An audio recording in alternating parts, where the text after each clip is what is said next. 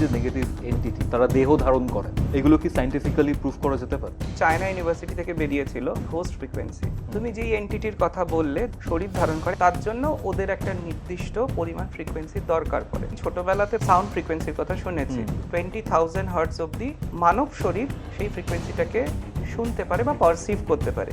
কিন্তু এর মধ্যে একটা ফ্রিকোয়েন্সি আছে, যেই ফ্রিকোয়েন্সিটা আমরা বুঝতে পারি না কিন্তু অনুভব করতে পারি।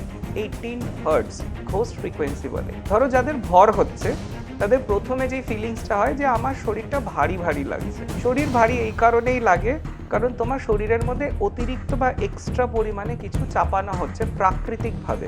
এই 18 হার্টজ ফ্রিকোয়েন্সির লেভেল বা এর বাউন্সটা এতটাই আমাদের শরীর অনুভব করতে পারে কিন্তু বুঝতে পারে না। আমাদের আশেপাশে সবসময় এই ফ্রিকোয়েন্সি চলছে, ঘোস্ট ফ্রিকোয়েন্সি। Ghost frequency.